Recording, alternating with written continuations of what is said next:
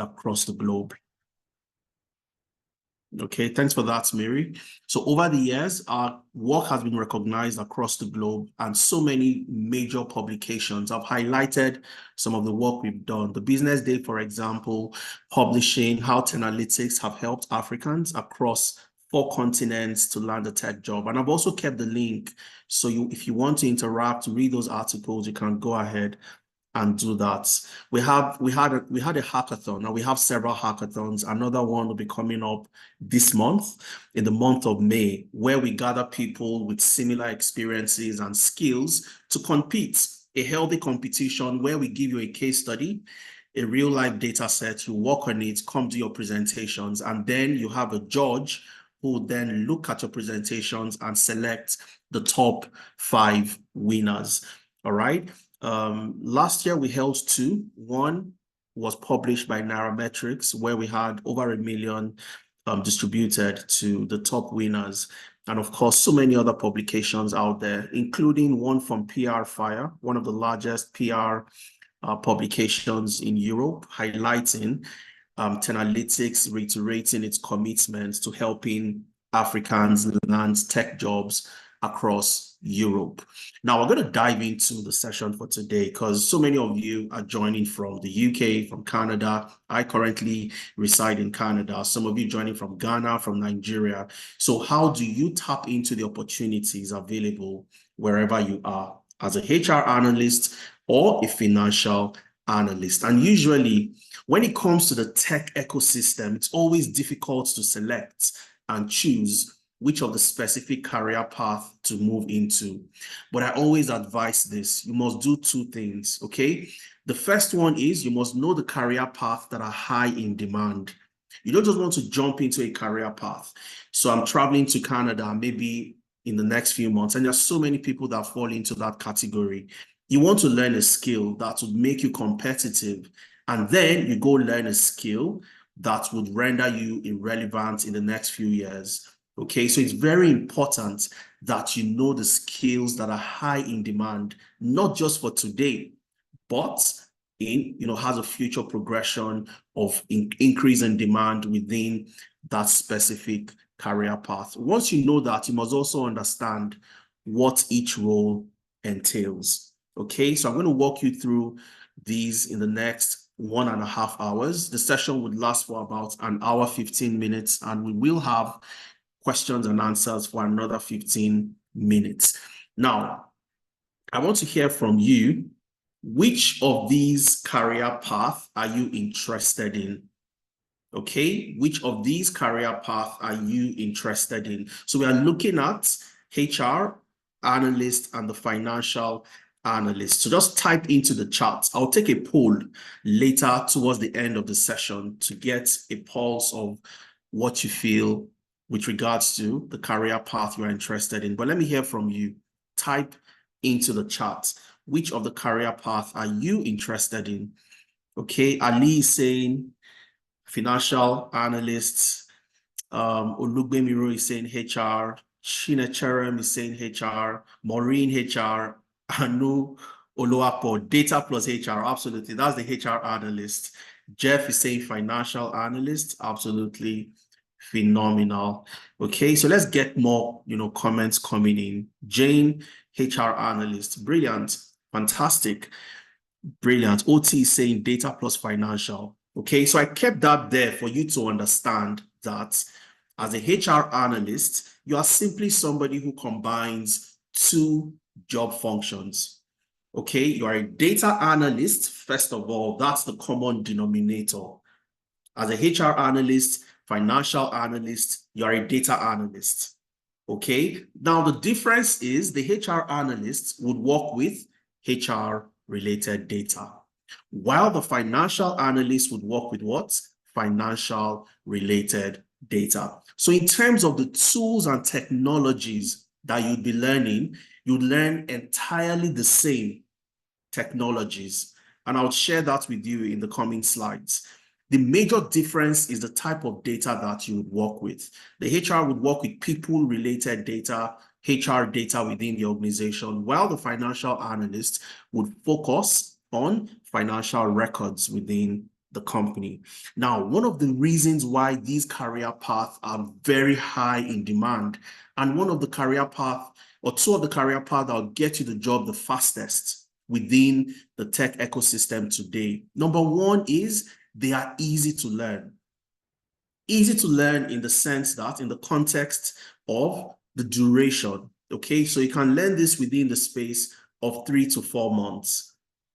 And I'm going to break this down for you. 3 to 4 months, you can learn the skill in HR analytics or financial analytics.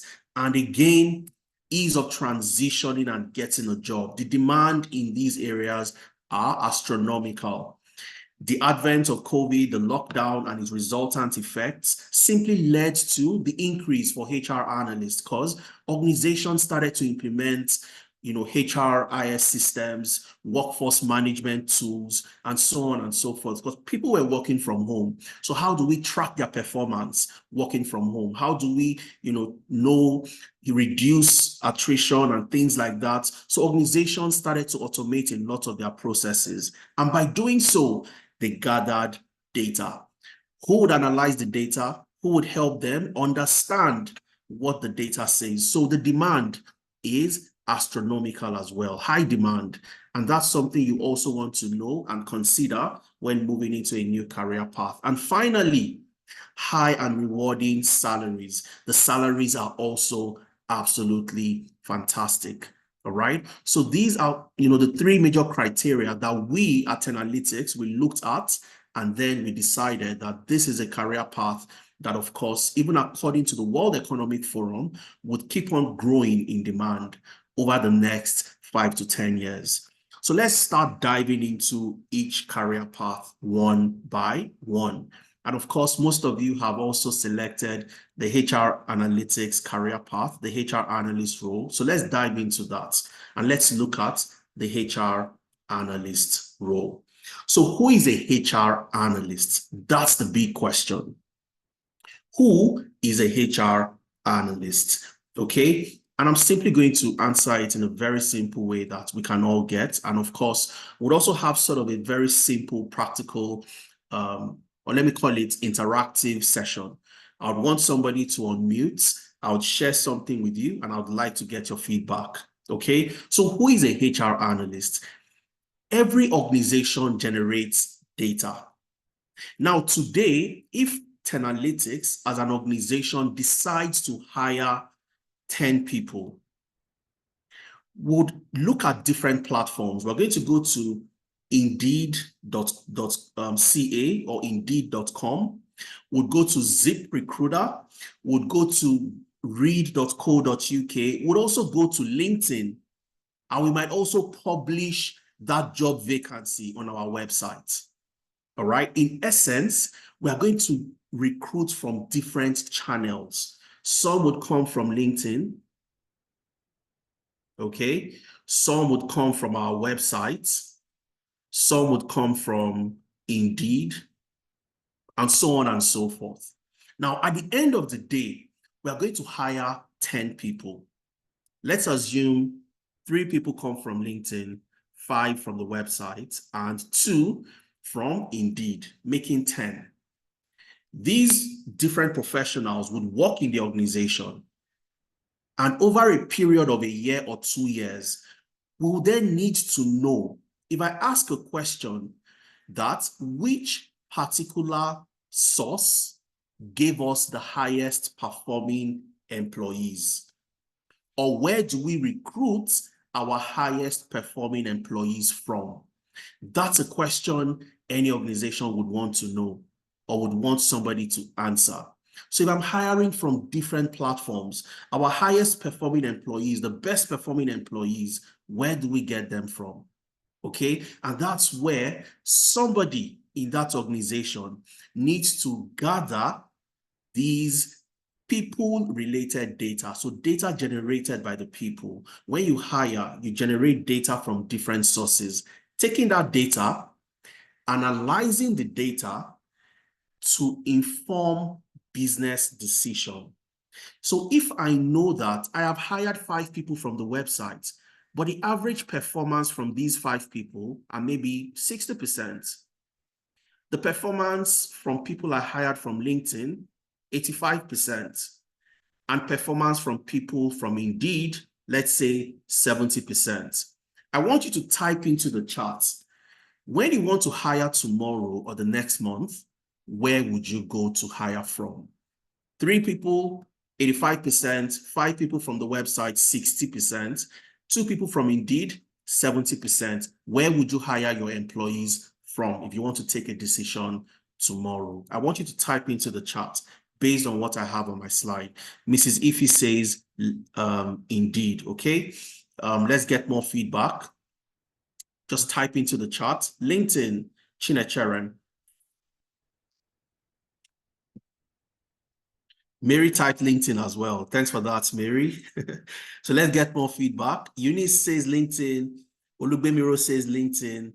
Absolutely. Why would I hire from LinkedIn? I would hire from LinkedIn because LinkedIn has what? 85% performance. Employees that come from LinkedIn perform the best.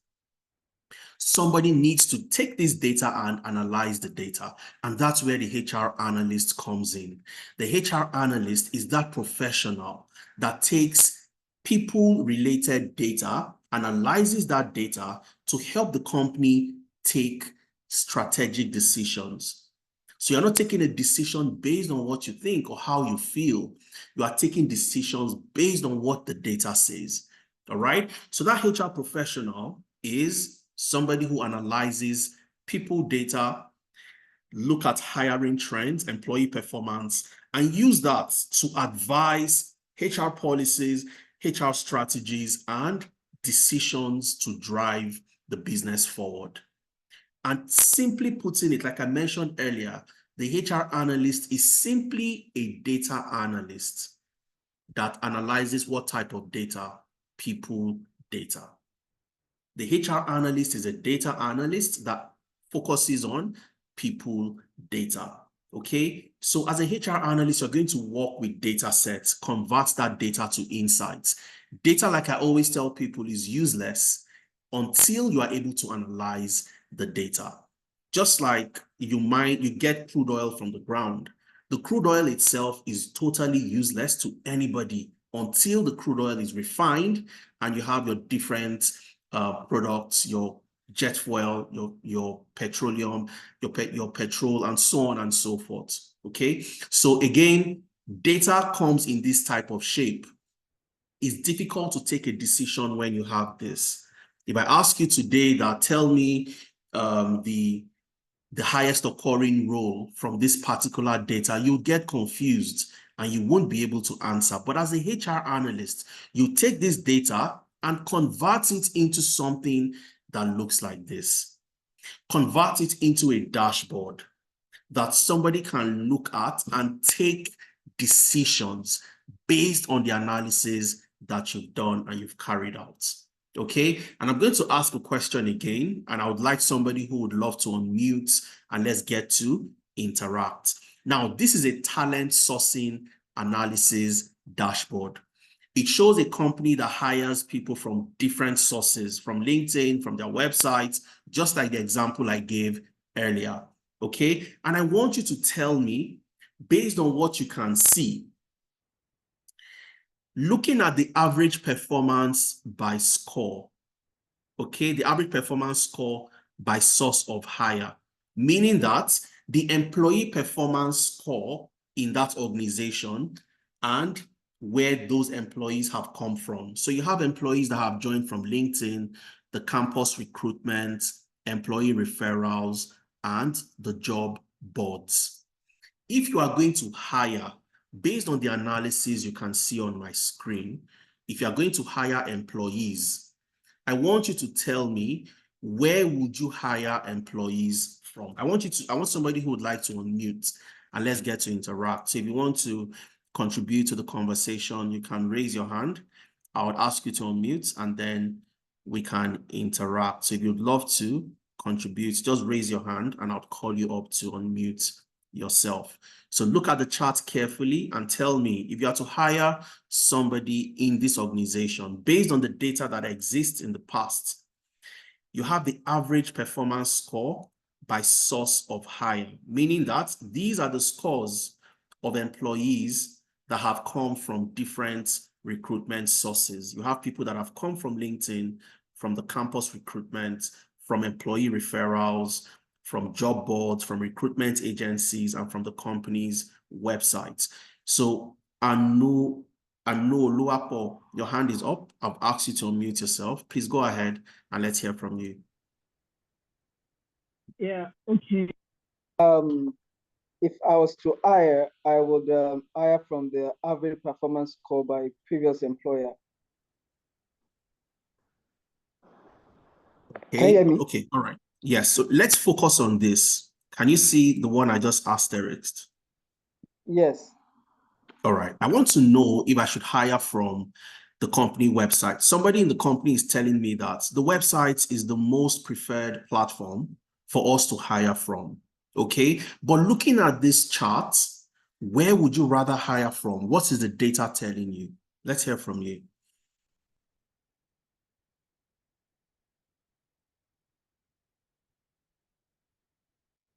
Okay, I think Anoluapo is muted. Go ahead and speak, Anoluapo. Okay, based on what you are stating, I think that LinkedIn is high though, but sorry, your image is blocking, so I can't see the figure. I don't know if that's from here. Okay, I think I can see it now. Okay. Okay, I think it's about 7.8. I mean, that's not really high, what I would love to hire from, compared to what the employers are saying. Okay. Compared to LinkedIn employer, Okay. the data from LinkedIn employer. Oh, sorry, is that LinkedIn? Sorry, I really LinkedIn, can't see. absolutely. Yes. Oh, sorry, Deloitte. LinkedIn. Deloitte. Yeah, from the Okay. previous employer being employed from Deloitte, and From then the LinkedIn Deloitte. is 7.8. So I would not compare. If I compare these two analyses, I would rather the previous employer, go with the previous All right. employer. Fantastic. Thanks for that, Anoluapo. I'd like to hear from one more person. Okay, I saw other people's hand up, so I guess they've dropped their hands. Fantastic contribution, Anoluapo. Brilliant. So Anoluapo has taken it a step further to say that, look, if I'm looking at this, which is a dashboard that shows me where we hire people from, okay, we can see different sources, but I can also see from previous employer. Now, when we look at the previous employers, we can see people who come from Deloitte, they tend to perform better at 8.5, followed by people that join from Facebook, 8.4. So if I'm going to hire, I would look at those two organizations, and I might even want to poach from those companies.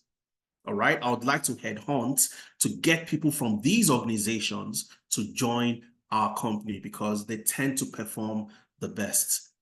But if I need to also look at the source of where people are coming from, I'll definitely go with LinkedIn.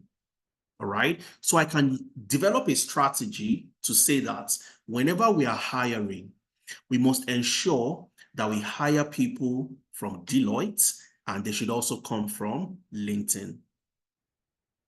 Okay, we should focus on the source from LinkedIn and also ensure that their organization or previous employer is Deloitte. And this is how strategies, policies are formulated from a data-driven perspective. So who does all of this? Who gathers the data? Who analyzes the data? Who does the presentation? That's the HR analyst.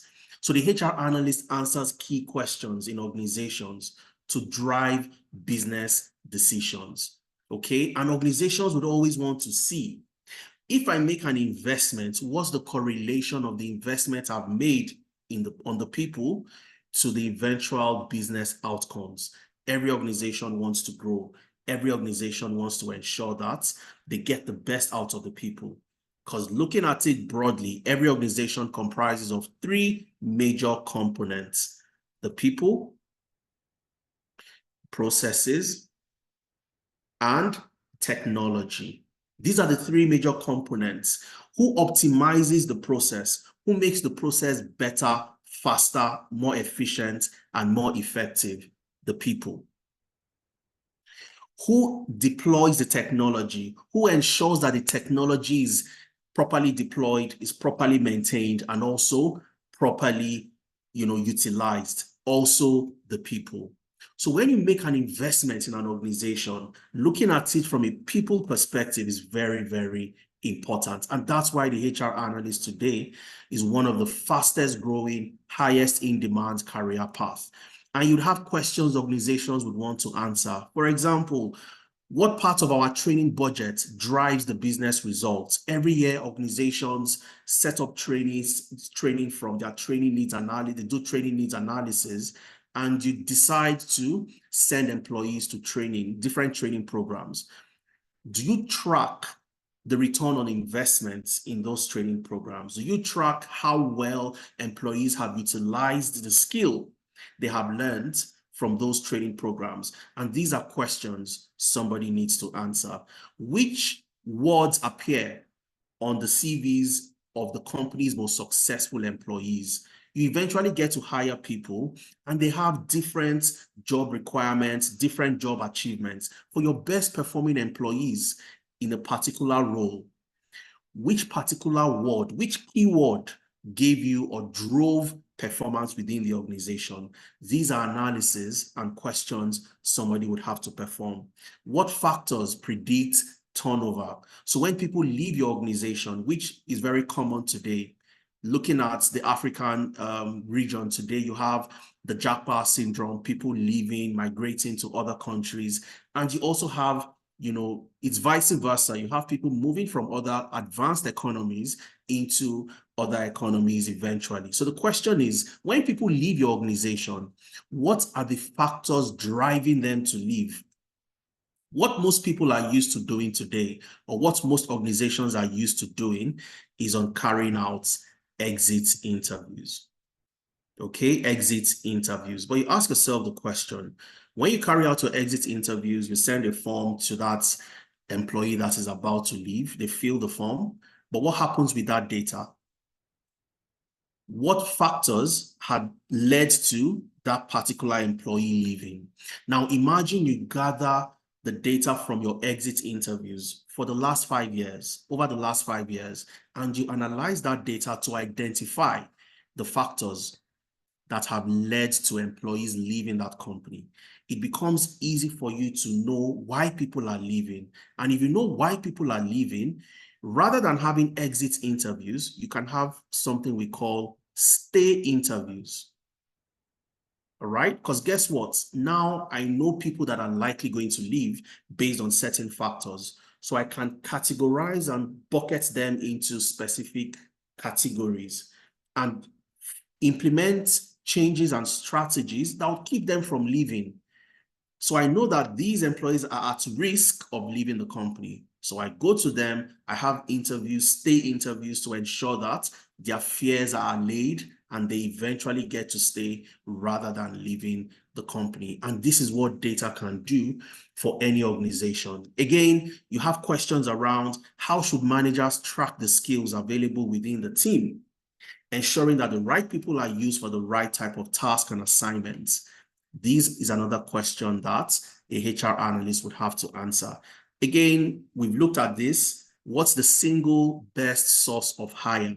We hire people from different platforms, and this is a very important aspect of the business. When you look at your talent management, how you source your talents, train them, ensure that they perform effectively in the organization.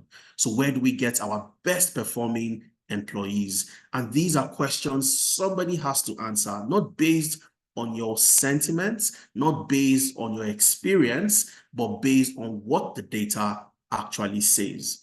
All right. And the data itself is unbiased. And there is a saying that goes like this: in God we trust, all others must bring data. So if you are not God, then you must use data to back up your strategies and your decision. Okay, in God we trust, all others must bring data.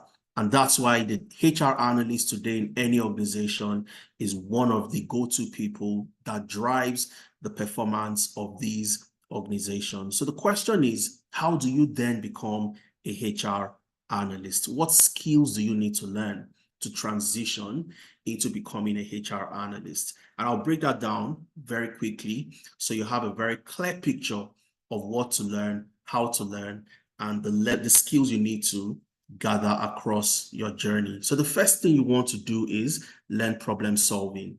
And problem solving is simply you having the skills to identify that there is a problem, to also answer key questions in the organization. So when you see a question like what I showed you earlier, for example, what part of the training budget drives business performance? This is a very beautiful question, but how do you answer this question? How do you break that question into several parts? Do you have the data to answer that question? If you don't have the data, how do you gather the data to answer that question? And that's where problem solving comes in. You learn different problem solving techniques. You learn how to get to the root cause of a problem, root cause analysis using techniques like the 5 whys. You learn the McKinsey-Macy model, how to break problems into mutually exclusive parts, address all those little parts, which invariably you would address the entire problem. You also need to know how to use techniques to answer data-related problems using something called the CRISP DM framework. For example, the cross-industry standard process for data mining. So how do you understand these type of frameworks to answering questions within the organization? And that's where problem solving comes in. You're going to learn problem solving. Then you need to learn Excel. Excel is the most versatile data analytic tool you would ever learn. Okay? Most versatile. You learn how to use Excel to analyze, manage your data, summarize your data, create dashboards, and so on and so forth. Then you learn how to use Power BI. You use Power BI for your data visualization. Okay? How to also automate your processes. You have reports you have to show every quarter, every month. You want to automate that report in a way that once you create the report the first time, you don't have to do it again going forward. Once you have more data, you get that data, you put it into the folder that you have used to generate that report, and automatically the report is updated. So you need to learn how to use Power BI. Then you move to SQL, structured query language. And this is the language for databases. Organizations would have their data in a database. How do you interact with that database? How do you extract your data from the database before you start analyzing? So these very 4 skills, 1 to 4, are the data analytics skills that you would learn. Data analytics. And this is where the HR analyst, like I said earlier, is a data analyst that has experience analyzing people-related data. Okay, now once you've learned these very first 4, the data analytics aspect, you then move into HR analytics and performance evaluation. So how do you evaluate the performance of different companies in different industries? When you talk about attrition, what's the standard, industry standard for that particular company? Okay, is it 10%? If 10% is the industry standard, we shouldn't have an attrition rate of over 10%. So when you start to have 12%, 15%, you know that there is a problem. So you need to know how to identify those key areas that you'd use to manage and track the performance of the organization. You'd also learn HR metrics and life cycle. So what are the important KPIs? What are the important metrics that drives performance within an organization? We talked about talent sourcing, okay? Where you get people from, who are the best performing employees based on the source of hire. So talent sourcing is one major aspect, okay? Attrition, turnover is another major aspect of the business, because if you have people leaving and you have to bring in new people, you would spend time, you would spend money retraining and so on and so forth. So it increases your cost. So you need to track, why are people leaving? How are they leaving? How can we reduce attrition within the organization? You also have absenteeism analysis, when employees are absent from doing the jobs they're meant to do. That also impacts the company's psychology of other employees, and also reduces productivity. So how do you track all those metrics that could determine if the company goes forward or the company eventually backtracks? And these are the things you'd look at. You'd look at performing different HR analysis and dashboarding. All right, you learn how to use Power BI, how to use Excel to build amazing dashboards. You saw the dashboard I showed, and I know Luapo was telling us that, look, I'm not just going to consider LinkedIn, okay? I'm also going to consider the previous employers from these, for these employees, if we're going to hire somebody else, okay? So this gives you a very clear picture of what is happening at any given point in time. And that's what dashboarding does for you. And when you build dashboards, you don't want to always build dashboards, repeatedly. It becomes monotonous. It becomes, your task becomes very mundane. So you learn how to collaborate and automate your reports. So how do I create this report in a way that once I create it today, the 8th of May, 2024, if I'm going to present it 8th of June, I don't want to have to create it again. I want to automate it. Just get new data, plug in the data, and then my dashboard is automated. You learn how to do that. And of course, building your case and creating action. What's this all about? It's all about what you are currently doing. So perhaps you are currently in a HR role or in a different role entirely. But in your organization, you need to show the new skills and the new technologies you've learned. So if what you currently do when you sit at the performance review you have every month or every quarter, and all you do is to talk about, number of people that have gone on leave, number of people that have, that are on maternity leave, and those very mundane tasks, you want to start to showcase your new skills. You want to learn how to communicate in a way that you display your insights using your dashboards, and would show you how to do that by creating action and building your case in your current organization before you even start, looking for a job out there, okay? And last but not the least is AI for HR analytics, which is ChatGPT. It's the tool you would leverage to make your work a lot more efficient as a HR analyst. For anybody in data today, you can't do anything data without the use of ChatGPT. Maybe not ChatGPT specifically, but you must learn AI.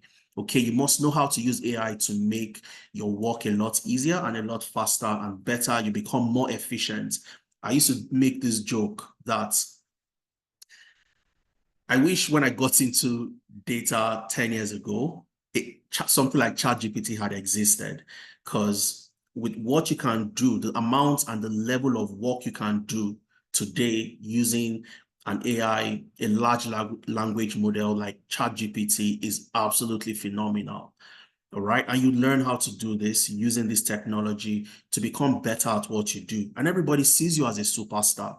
Something that people would think would take you a week or take you 3 days, you get it done in a few hours or less, because you have an AI assistant that does what? Optimizes and enhances the work that you do. Now, how do you learn, and what's the learning timeline?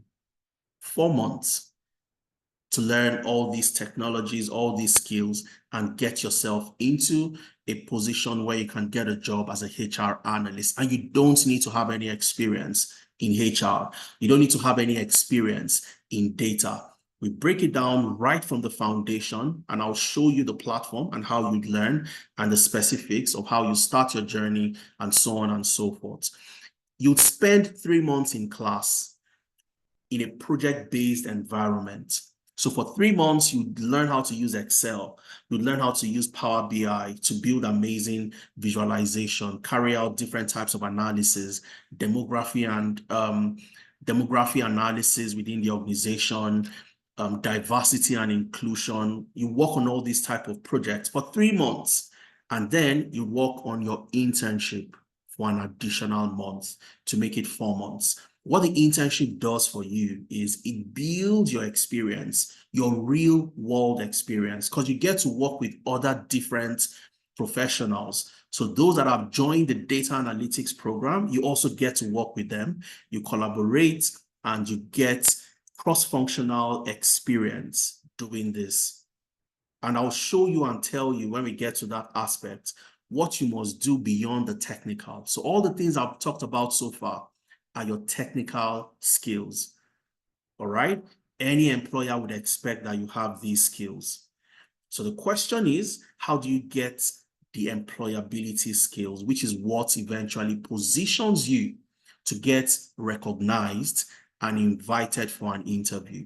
Okay, your classes are Saturdays and Sundays. Your live classes are on Saturdays. Live class meaning that you have a trainer like myself right in front of you, in front of your screen. We get to work on projects together. You can ask your questions. You can share your screen. I can see what you're doing right, what you're doing wrong. You get instant feedback every Saturday. It doesn't matter where you are. If you're in the UK, if you're in Africa, similar time zone, you have a class that fits your schedule. All right, 11 a.m. to 2 p.m. West African time.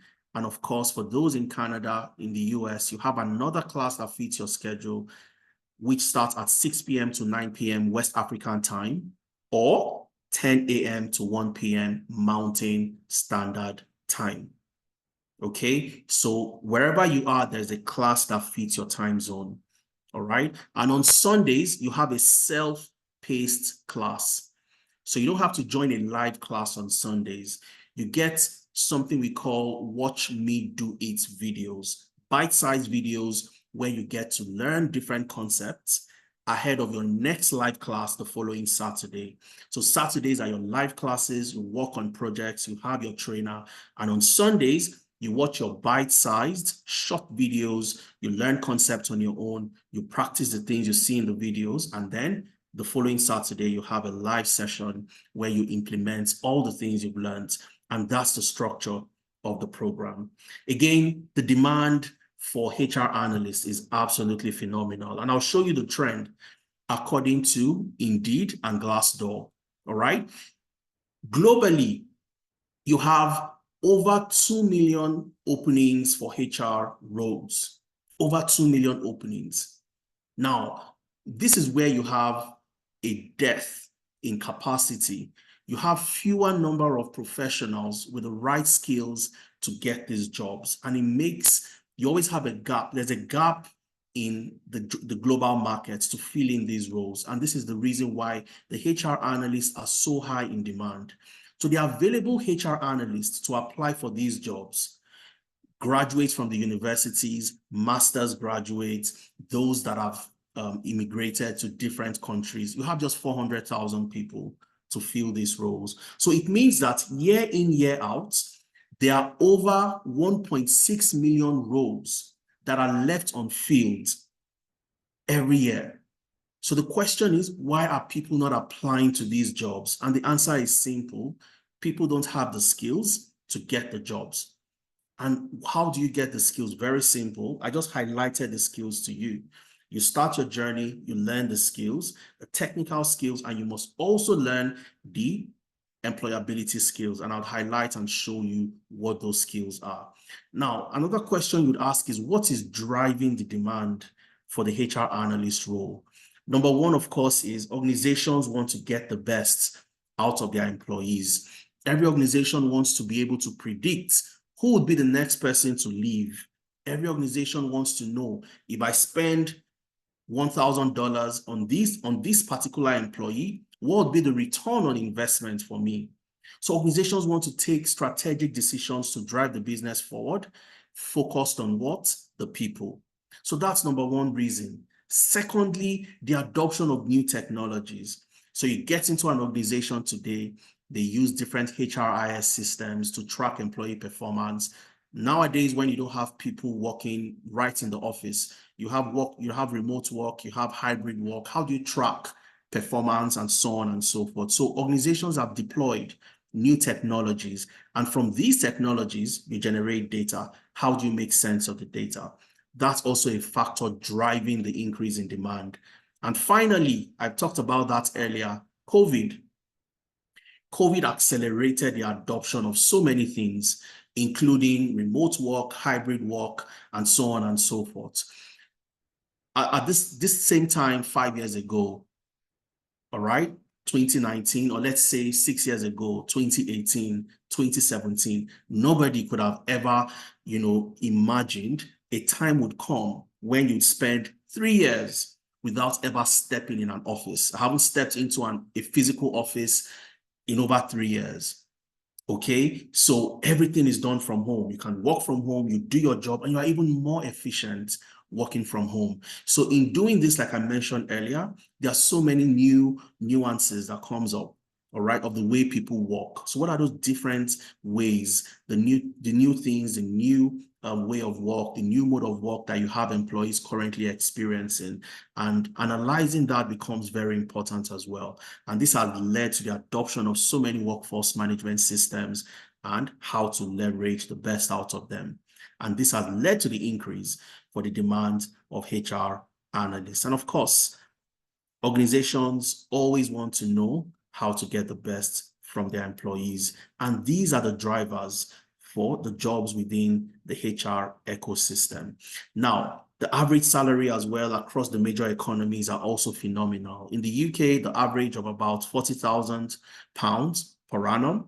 In Canada, over 71,000 Canadian dollars, and in the US, 73,000 US dollars. So remember the three criteria: easy to learn, easy to transition, and high and rewarding salaries. We've talked about ease of learning, 3 to 4 months, 3 months in class, 1 month internship. Okay, high demand. The drivers for the increase in demand, we've looked at that. So the demand is there.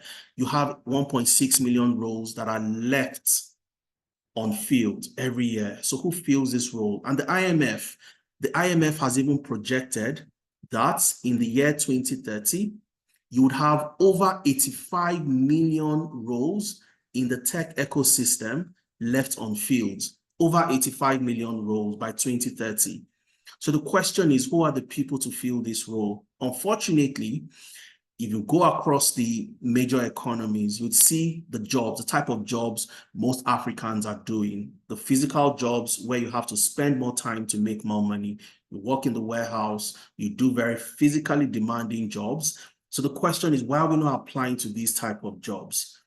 Okay, as HR analysts, if you have HR experience, fantastic.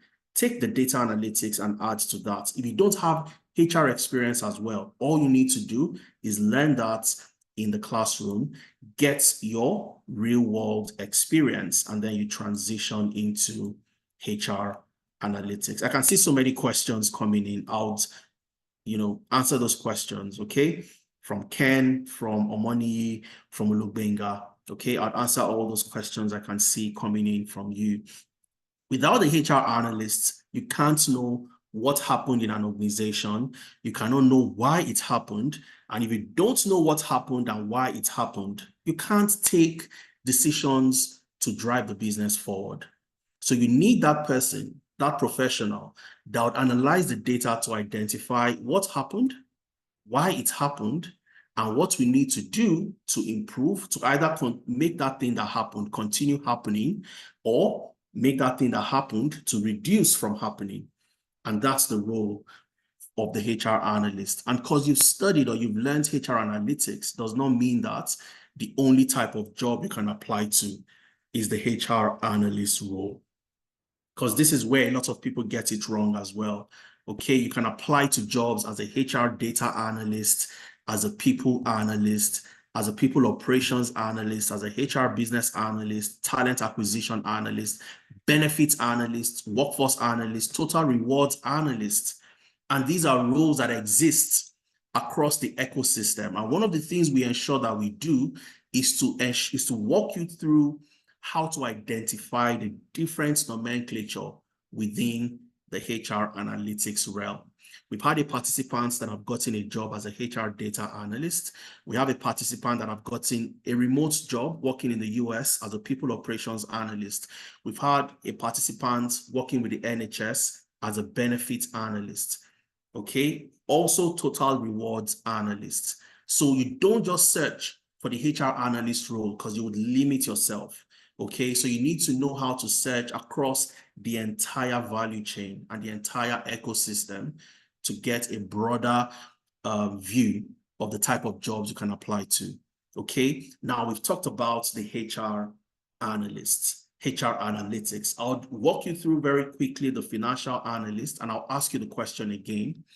And I would like to get your feedback with regards to the career path you are interested in. So who is the financial analyst? So let me see if I can take the questions we have.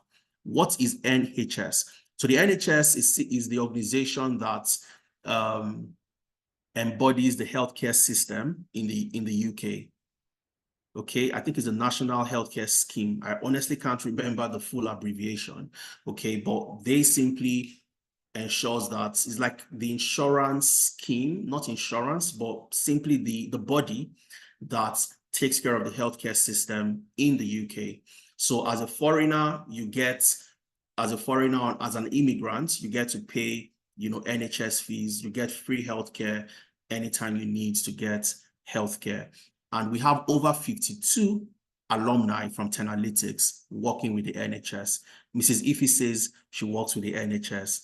Absolutely. We have over 52 alumni working with the NHS across different, job roles, from data analysts to business architects to benefits analysts. And I think I have some of them on my slides. I would showcase and share them with you. All right. Again, let's move to the financial analyst role. Can I work as a data analyst after training as a HR analyst? Absolutely, Omoni. A HR analyst, remember, you're a data analyst, but the focus for you is on people data. The data analyst, the difference is a data analyst can work with different types of data, customer data. So if a data analyst looks at customer data, they know what to get out of that customer data, how to segment customer, do a customer segmentation, build a customer segmentation model, or simply calculate the customer lifetime value in that organization. So they know what to do with customer data, as an example. You as a HR analyst, on the other hand, might not know exactly what to do when you are giving customer data. But when you are giving people data, HR data, you know exactly what to do, okay? The same level of skills the data analyst has in terms of the technologies, Excel, Power BI, SQL, problem solving, you have that. How do you then bridge the gap? And this is where real world projects comes in, okay? And remind me, Omoni, if we have time when I'm done with my presentation, I'll show you practically how you can go online, okay? And this is what we always advise our people to do during the training. So if you've done HR, you've done finance, don't limit yourself. All you have to do is work on more projects in the other industries you're interested in. And I'll use myself as an example. Okay, I started out in financial services. I worked with FITC as a data analytics consultant. FITC is owned by the Central Bank of Nigeria and the NDIC.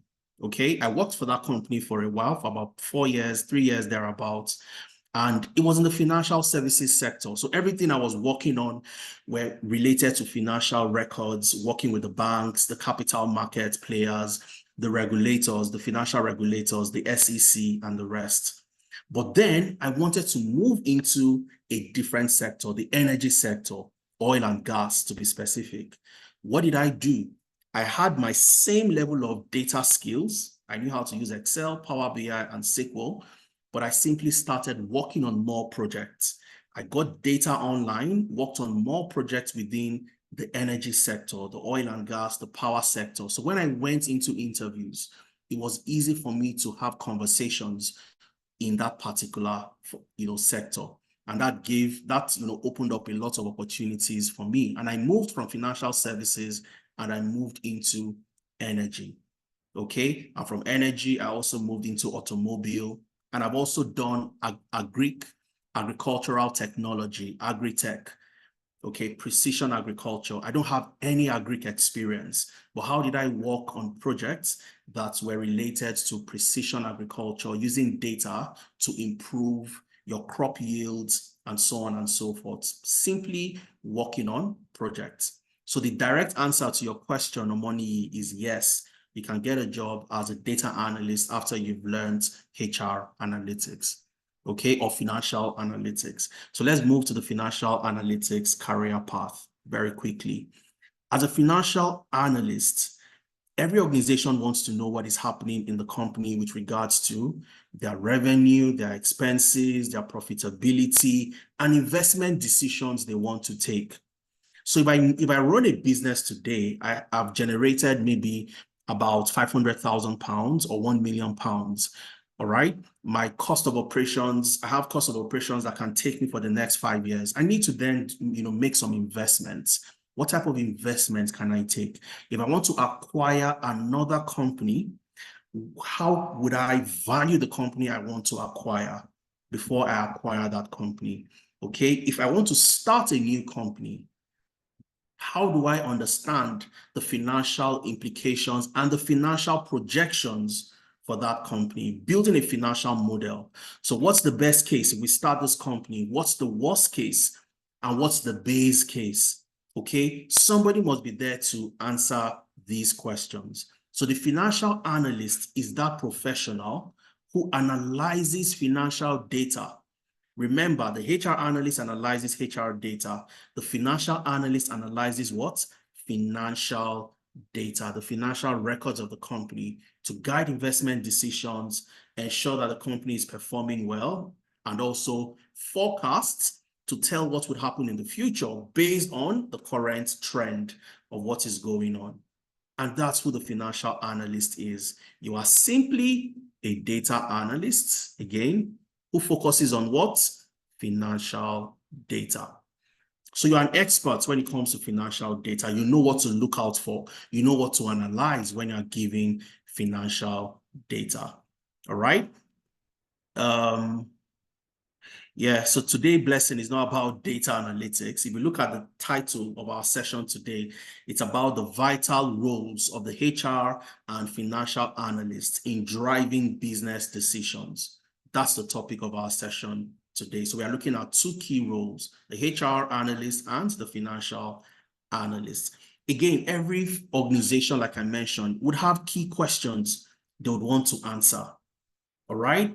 Key questions they would want to answer. They're looking for that person who can help them identify opportunities, interpret their financial data, and turn it into business decisions. So we're going to take a decision. We are doing that, looking at the cost-benefit analysis. We are looking at the potential return, the return on investments, and so on and so forth. Okay, and these are some of the questions the financial analyst would look at. How does the company manage its expenses? Are there any notable trends in expenses? How can I identify areas for cost optimization? The financial analyst would want to look at that. Every organization wants to increase their revenue or reduce costs, which you can do by optimizing your costs. So how do we optimize our costs? Are there areas we can optimize costs? Again, the financial analyst would want to understand the profitability. What is the company's profitability? How do we evaluate the overall financial health of the company? How do we assess the profit margins? How do we look at the return on equity and other profitability metrics that can help to evaluate the overall financial health of the company? All right, looking at the industry benchmark, you also want to know, how does our company's profitability compare to the industry benchmark and our competitors? Okay, and this gives you insight into what is happening in the company. All right, what are the expected financial outcomes of different investment options? You want to invest, what's the likely implication? What's the likely benefits for you? Okay, so the financial analyst in this regard would want to provide data-driven recommendation to support investment decisions. All right, you'd also have questions around how should the company allocate its capital.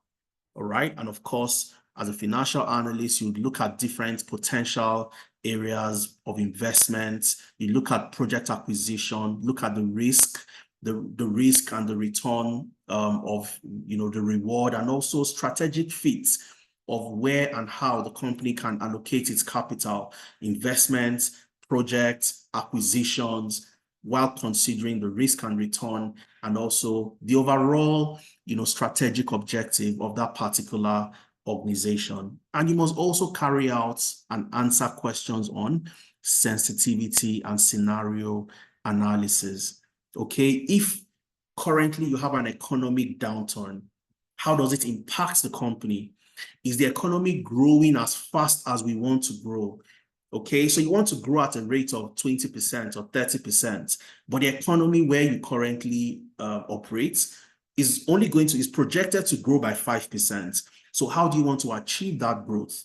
Okay, you want to look at your regulatory changes. How does it impact us financially? At the end of the year 2023, everybody created their budget. This is the target, what we want to achieve. This is where we want to get to, and so on. And then the government came in Nigeria, and what happened? You had exchange rates taken away. You didn't have the multiple exchange rates anymore. You had free float of the naira, which led to so much very high foreign exchange losses for so many companies. So that throws a spanner into the works. But how do you start to get out of that? How do you need to understand the right decisions to take to get you out of those type of situations? And that's where the financial analyst comes in. All right. How do you answer these questions? Again, like the HR analyst, you must understand the data analytics skills, 1 to 4. Data analytics. That's the common denominator. So your understanding of problem solving, of Excel, of Power BI, and SQL, these are your data analytics skills. From there, you now start to understand the language of business, which is accounting fundamentals. Very, very important. You move from that to different financial analysis, looking at different ratios of the business, profitability, return on equity, so on and so forth. You'd understand the different ratios to use to analyze and evaluate the performance of a company. You then move into financial modeling. Is the company doing well? If we're going to build a new company or we're going to start a new company, how can I look at the financial projection for that company?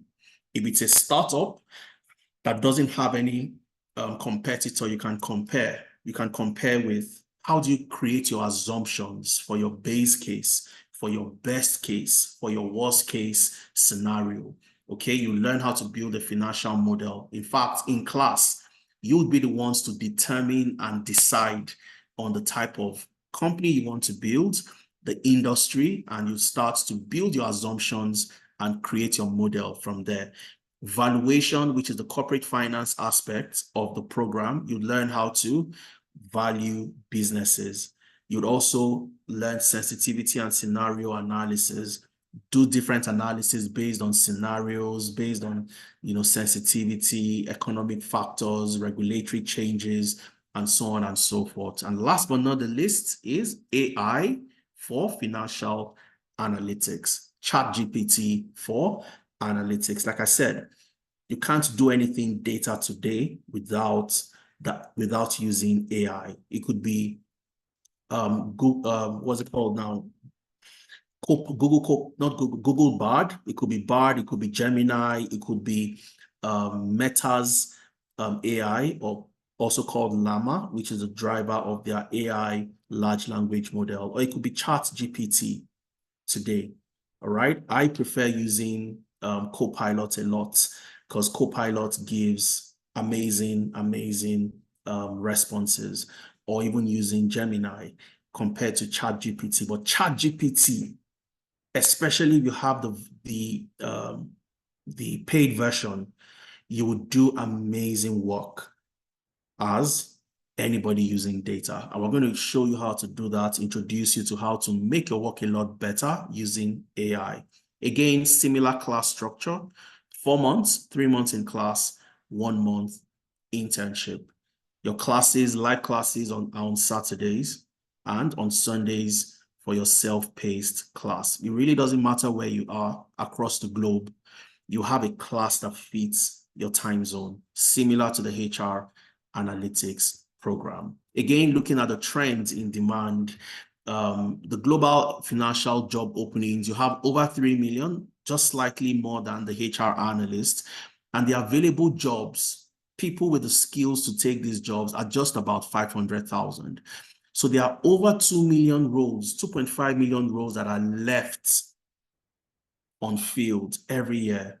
And this starts to give shape to the 85 million roles that the IMF has projected would be on field by the year 2030. So if you have roles like this on field year in, year out, all right, you have a huge gap, and organizations across different countries in the UK, across Europe. In the UK, for example, in 2018, they had a talent shortage of about 18%. As at 2023 November, this grew from 18% to a talent shortage of over 80%. A talent shortage, and if you look at the reports on the talent shortage across Europe, the UK, Ireland has the highest growth, the highest jump when it comes to talent shortage within the country. And if you look at the opportunities available in the UK today, this has also been exacerbated by the fact that the UK government has also clamped down on immigration. So you have fewer people coming into the country, which means that these roles that are left unfilled can easily be filled by people within the country. So the question is, how do you now take advantage? First of all, you must have the skills, and then you position yourself to get those jobs. Okay, but let's look at the factors driving this increase in demand. Number one is businesses need somebody to help them take financial decisions. That's a no-brainer. All right, that's the number one factor driving this. And secondly is the aging population of experts within this region. Okay, if you look at the World Economic Forum Future of Jobs reports, the accountants and auditors, their roles are declining in demand. Their roles are what? Declining, simply because accounting is not what it used to be in the past. A lot of new automations, new technologies have been deployed to do largely a lot of the work the accountants would do. But the question is, how does an accountant today become relevant? And I'll show you the World Economic Forum report. I would implore all of you to get that report if you can. I'll show you how to get it, okay? Just go online and type WEF, Future of Jobs reports, okay? Just type in the Future of Jobs reports. Let me type it out so that you follow what I'm typing. Just type WEF Future of Jobs reports 2023. You can also add PDF, so it gives you the link to download the PDF, okay? Once you get the link, click on it. All right, and I want to take you to a page. Once you get the link, go to page 30. I'll just do this in 5 seconds. All right, when you go to page 30, at the left-hand side over here, these are the jobs that are increasing in demand. At the right-hand side are the jobs that are decreasing in demand, they are declining. And I'll show you. So product management is one of them. Let me highlight this a bit better. So for anybody here on the call, if you ever think of diving into product management, you want to have a second thought around that, okay? Product management, lawyers, and I'm going to show you one more, which is, it surprised me when I saw it too, the accountants and the auditors. Okay, so I was writing it, but I felt I need to show you. Okay, the accountants and the auditors, these are roles that are also going to decline in demand according to the World Economic Forum Future of Jobs reports. If you're an accountant or an auditor today, what do you need to do? Very simple. Take your accounting skills, your auditing skills, and do what? Add data analytics. Simple. And this gets you into the career path that are increasing in demand. And I'll show you again, I'll take you to that same report. So you can see that while the accountants and the auditors are declining in demand with respect to their job roles, the financial analysts at the left-hand side, is a career path that would grow in demand in the next 5 to 10 years. Remember, the left-hand side are jobs that are growing in demand. The right-hand side are jobs that are declining in demand. So as an accountant or an auditor, how do you transition? Very simple. I've broken it down for you. Learn your data analytics skills. You have accounting knowledge. Build on that. Practical experience, practical projects, and you can transition into a career path that is growing in demand as a financial analyst. All right. So the World Economic Forum Future of Jobs report has also driven a lot of the things and how we offer the programs we offer at Tenalytics. Okay, so let's start to wrap up. And of course, looking at the salaries in the UK, over £51,000 per annum. In Canada, almost 70,000 Canadian dollars. And in the US, about 86,000 US dollars. The financial analyst would be the person to advise and recommend where to invest, evaluate the company's performance, know the company's health, and also structure the company's finances. And that's why they are very, very important in any industry and any organization. What are the different career paths you can join as a financial analyst? There are numerous, but I'll just highlight a few.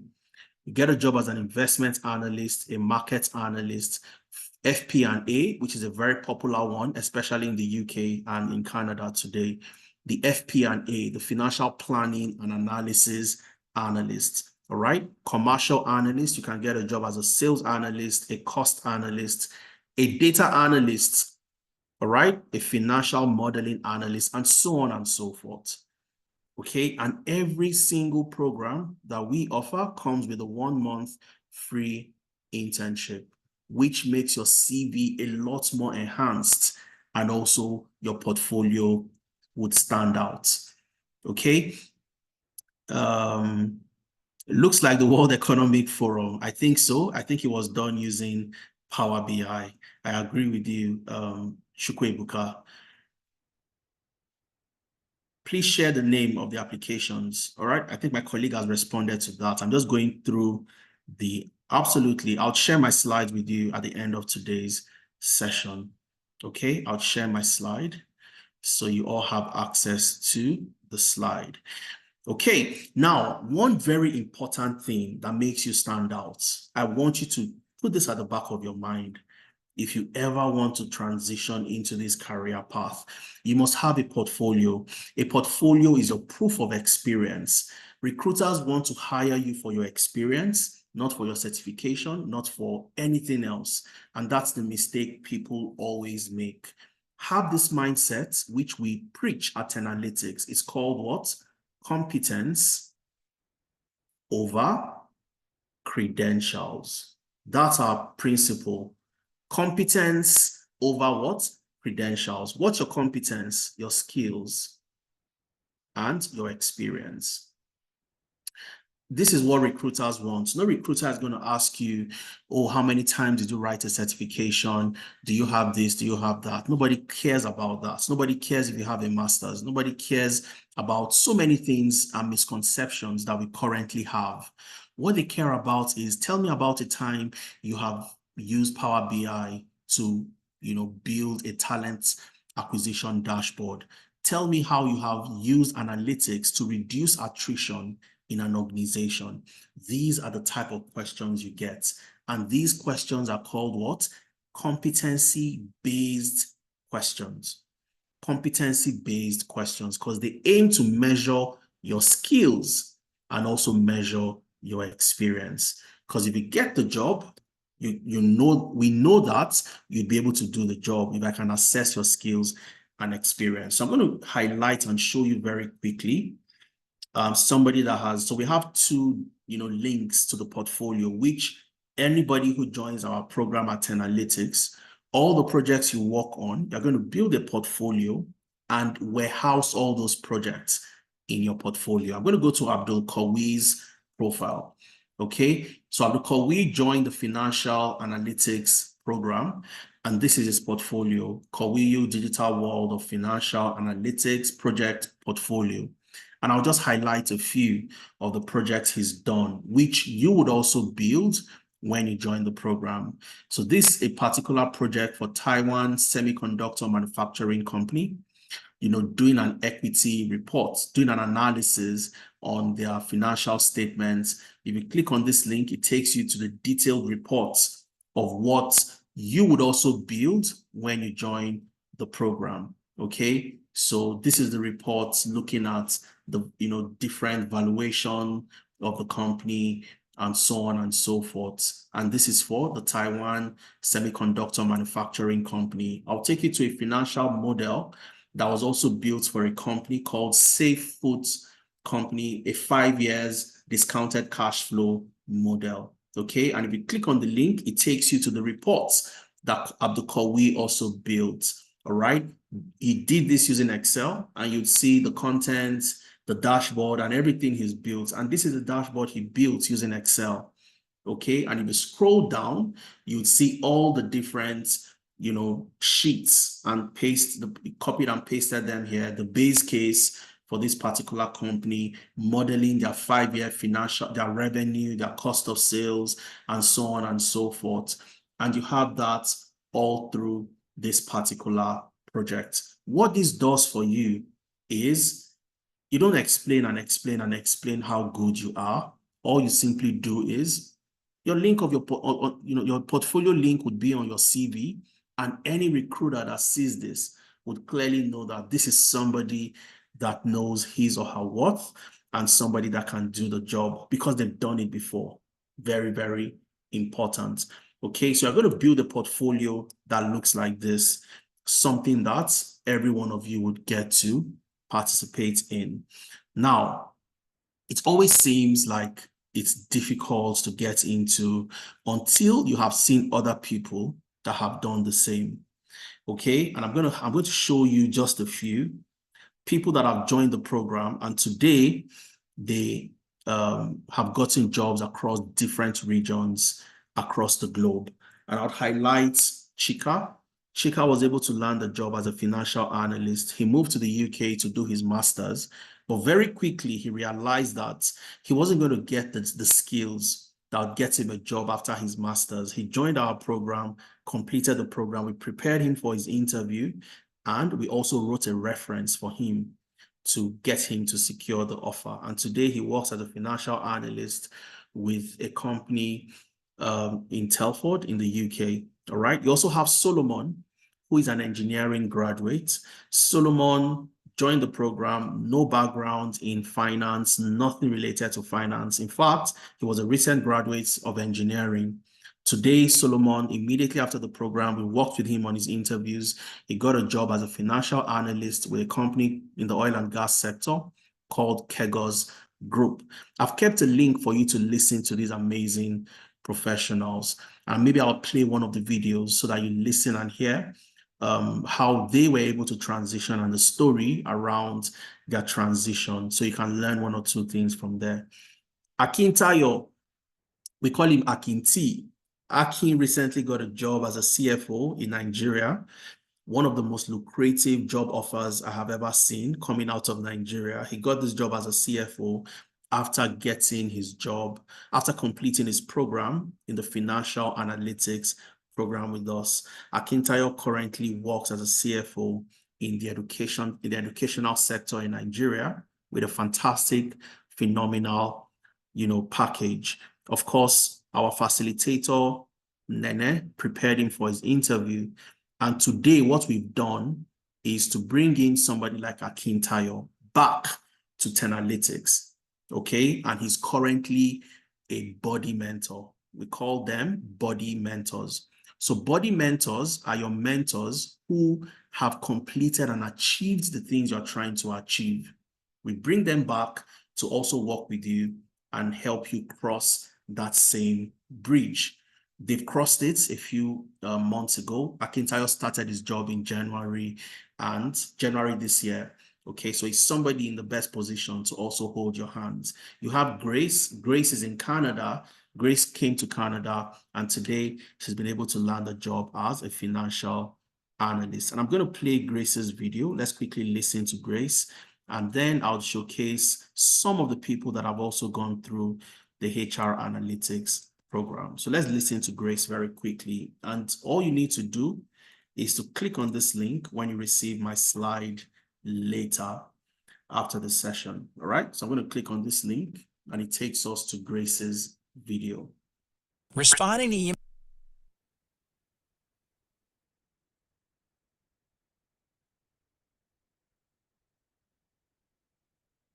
Thing that happened to me.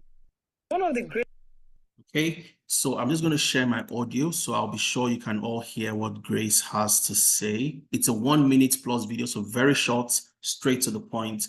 Sit back, listen, and enjoy Grace's experience. One of the greatest things that happened to me in 2023 was being a part of Tenalytics. My name is Grace Diaolu, and I am one of the financial analytic students of the September cohort of Tenalytics. The last 4 months has been mind-blowing, drilling, tasking, and stretching. Here, I was able to learn advanced Excel skills, Power BI, SQL, data visualizations, data analysis, how to analyze data, how to interpret data, how to make presentations. I was also taught all the skills that I will need to become a certified financial analyst. To cap it all, we went into the field. We had to take live case studies. We got a company and I was able to build financial model for that company. I gave recommendations. We had decisions. We had to make decisions for the company and it was just fantastic. And not only that, we had mentorship sections. At the time you were going to get your job, analytics is going to make preparations for you. And if you're here and you're seeking to transit, you're seeking to scale up in the year 2024, please look into Tenalytics. Let Tenalytics be your go-to plug. Thank you and see you. Okay, so that's Grace Diaolu, absolutely phenomenal professional. And of course, looking at the HR professionals, there are a lot of them. I'm not going to, take too much of your time, but I'll highlight 1 or 2 people for you. I'll highlight Victor. Victor is a phenomenal professional, joined our HR Analytics program, and Victor got a job as a people operations analyst for, with a company in the US. He lived in Lagos, Nigeria, worked for the company in the US remotely, earning in dollars and spending in Naira. Victor moved from that role to even a more lucrative role as a senior HR business partner, the technology division. All right. And today we've also brought Victor back as a body mentor. So for the HR people, your mentors, you're going to have me as your professional. So we have 2 types of mentors. We have the professional experts and we have the body mentors. So your body mentors are students that have completed the program, they've gotten jobs, and they would come back to hold your hands. Oh, my interview, these were the specific things I was asked, and this is how you should prepare, including, in addition to the preparation we're going to, put in place for you, your interview preps and so on. Okay, I want to highlight Sonia. Sonia, amazing professional. She came to the UK for her master's. She also realized very quickly that she needed to get the practical skills because your master's program, most of the time in the UK, would only teach you theoretical skills. You'd work on a lot of research projects, coursework, but you really don't get the skill that would help you do the job on day 1.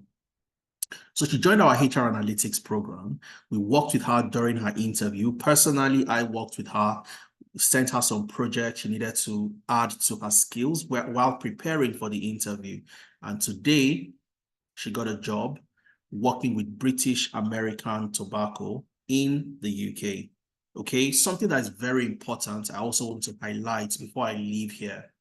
All right, and I'll show you what that is. It's on your LinkedIn profile, which will work with you to help you optimize. Okay, so when I get there, I'll go to LinkedIn and I'll show you the profiles of Victor and I'll show you the profile of Sonia, and you'd see something that is a common denominator across everybody that has gotten jobs with Tenalytics. So you can also take advantage of that too. And there's so many other professionals. You can click on the link, listen to them when you get the slides, and you get to see how they transitioned. Okay. For example, I've forgotten her name now. I think Akila. She joined the program from the UK as well. She got a job as a HR analyst working for a company in the UK. And these are other professionals that have gotten jobs and amazing people. And the full list of all the testimonials, I've kept them here. Okay, so all you need to do is click on that link. It takes you to our YouTube page, and you can interact with all the professionals and all the testimonials available. Now, all the things we've talked about are largely technical. I want to take you in the next 5 minutes. I want to show you the things you must do to get noticed and recognized by potential employers and recruiters. And I'll take you to Victor and Sonia's profile practically so you can see it for yourself, what they had to do. Okay. The first thing we must do, which we work with you and ensure that you have, because without this, you can't get recognized, is your CV. You must know how to tailor your CV to job requirements. When you see a job application, you're applying to 10 jobs. You're not applying to those 10 jobs with one CV. No matter how good your CV is, you're applying to 10 jobs with 10 CVs.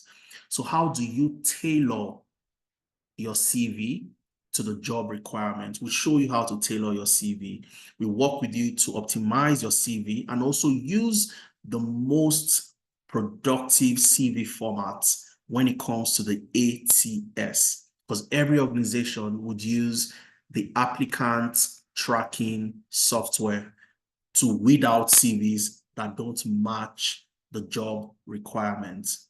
And what's the best format for the ATS system? And that format is called the Wharton CV format, Wharton. Okay, so we provide these formats for you. We show you how to tailor your CV and have the very best CV to attract the best recruiters out there. Okay, once you have a fantastic CV, the next thing is you don't want to have a fantastic CV and then you have a very shallow looking LinkedIn. So LinkedIn optimization becomes very important too. And I'll show you practically what our participants have done, what we've showed them to do to attract recruiters to them on LinkedIn. Upwork optimization, you need to have an Upwork profile. For those of you who want to work on projects as a freelancer across different countries and regions and get to, earn money in foreign currencies based on your current location.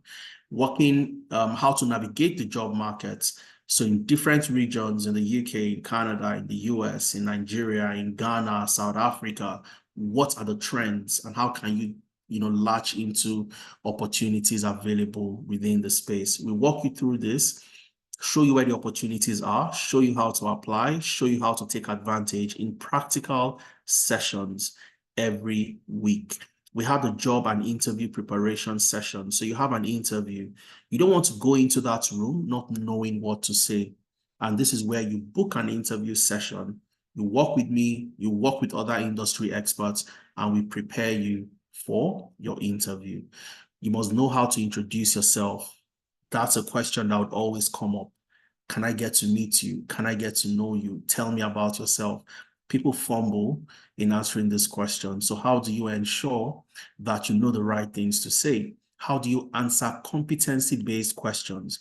Questions that aims to test your skills and experience. How do you leverage the STAR approach or the STAR technique to answering those questions? So we'll show you how to couch your stories using the situation, the task that was involved, the actions that you took, and the results after you took those actions, so that you convince that recruiter or potential employer that you're the right person for that job. Without you, you want to leave the room with a level of conviction that without you, this company cannot go forward if they don't, hire you to fill that role. We show you how to sell those stories and how to construct your response to competency-based questions. And of course, if you have an offer, these organizations would want you to provide a reference to vouch that you're who you say you are and you have the skills that you say you have. So we write recommendations. We also fill out your reference for you. The second level is your weekly mentorship sessions, which happens every Thursdays, where myself, the co-founder, other industry experts, your body mentors, people that have done the things you're trying to do, weekly, every Thursday evening, we walk you through several concepts around the job application process. Okay, on the job support, which is you preparing, you've gotten the job, you have a project that seems a bit confusing to you. You need to know that you have somebody right behind you to keep you going and help you address those challenges that you have. So we work with you on the job, provide on-the-job support for you to ensure that you have your foot solidly on the ground. And finally, our promise to you is a guaranteed job interview 1 month after you're done with the program. All right. So the last thing I'll do is I'll show you the LinkedIn profiles and we'll come back. What does it cost for you to take advantage of all these opportunities? And I have an amazing discount for 30 of you here on the call. I'll share that discount with you, but let's go to LinkedIn. I want to show you the profiles of Victor and also Sonia so that you can see how they were able to take advantage of the opportunities that exist on LinkedIn. Okay, so just give me 1 second. I need to share my other screen.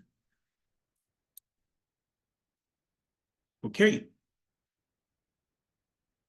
So there we go.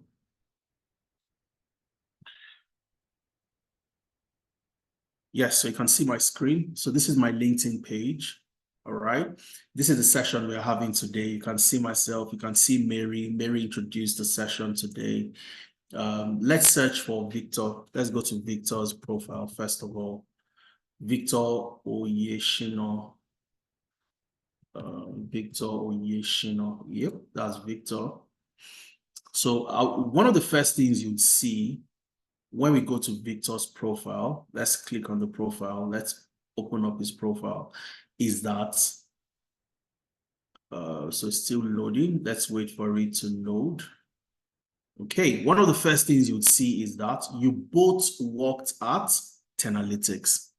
You both worked at Tenalytics, very important, all right? So you both worked at Tenalytics. You can see Victor's role. The moment he completed his Tenalytics program, he got the job as a people operations analyst. Okay, he worked remotely on this role for the company in the US, worked as a people operations analyst. But let me tell you how he got this job.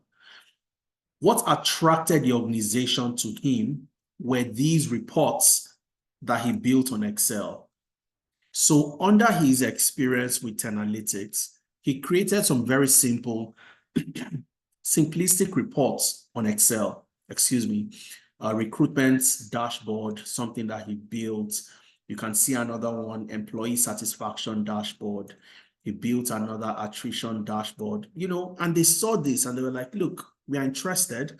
Let's have a conversation. And from there, he was able to secure the job with Hugo as a people operations analyst. And today, he currently works with Tangerine Africa as a senior HR business partner. Now, this is Victor. Let's go to Sonia. I want to show you Sonia's experience and maybe one more person. And you'd see the common denominator across as well. Let's click on Sonia. Sonia started her job about 5 months ago or thereabouts. Now, the moment you go to Sonia's profile, you'd also see that you both worked at Tenalytics. Okay, so it's very important that recruiters see that you've worked with an organization in that same capacity. It gives them confidence that you have the skills. So you see Sonia, HR Analyst. Okay, you see the role with Tenalytics, HR Analyst, and this was just before she got the job as a HR business partner intern with British American Tobacco, and she's still on that role till date. Okay, now one more person, let's go to Oluwadamilare. Oluwadamilare started his job just last month in April. It's very recent. So I want to show you as well. And you'd see that common denominator. You both worked at Tenalytics. Okay, you can see that right there. And if you go to his profile, you'd see worked as a data analyst with Tenalytics, contract as a contractor. And today he works as a sustainability data analyst in the UK with an organization called BAM in the UK. All right. Now, why is this instructive? It's very instructive because employers want to see that you've done the same thing before. If you don't have proof and you don't have somebody that can vouch for you and write a reference, then you find yourself in hot water. Okay. So what we do is your experience working with us is relevant work experience. You don't join us as a trainee. You join us as a contractor or as a consultant. The same level of skills you're going to learn, the projects you're going to work on are the same level of skills you deploy on the job. All right. And that's how you leverage your LinkedIn to get the very best opportunities. So what does it take for you to join us and be a part of Tenalytics? Our next cohort starts on the 8th of June, 2024. And you have a unique opportunity to join the program. And the first 30 people would get an amazing early bird discount just for the first 30 people to pay.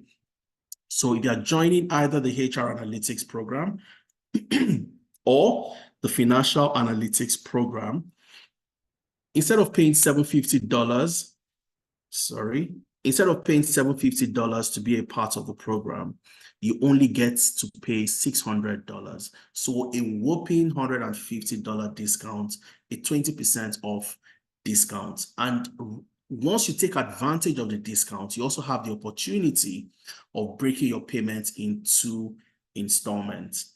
All right. The first installment of $400, which gets you into the class, gets the class started. And then the second installment of $200, which comes in a month after the program commences.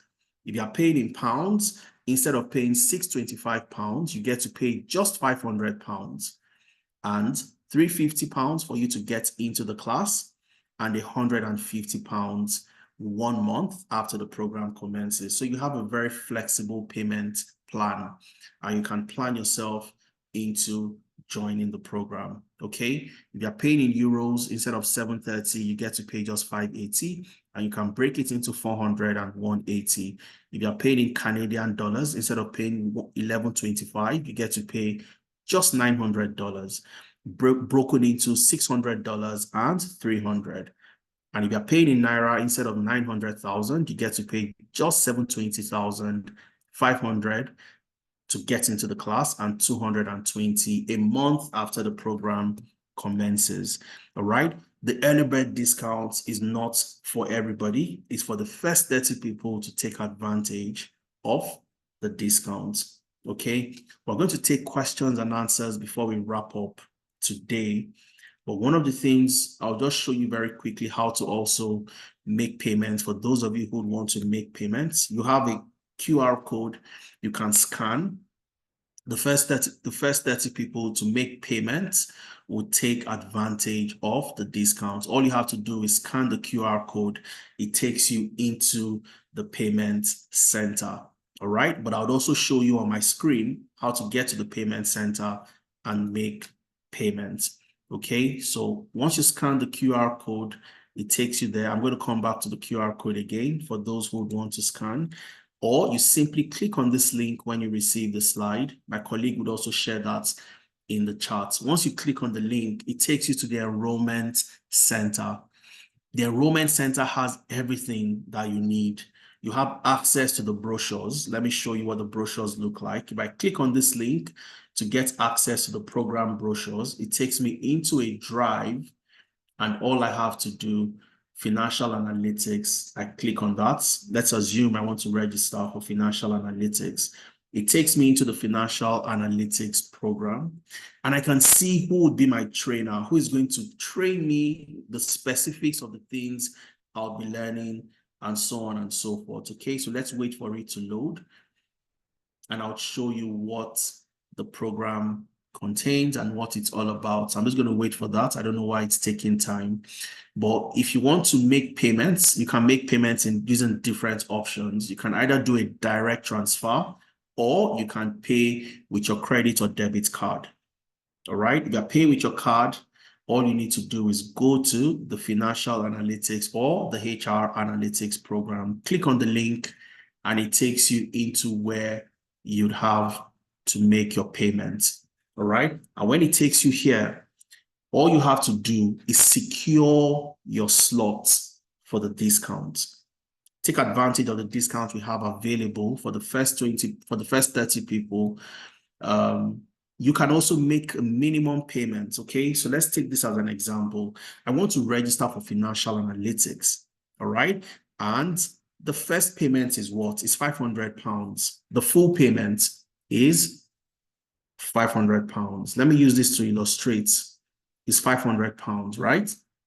For me to start, I need to pay $350 to get into class. And 1 month after the class starts, I need to pay $150. But I want to take advantage of the discount.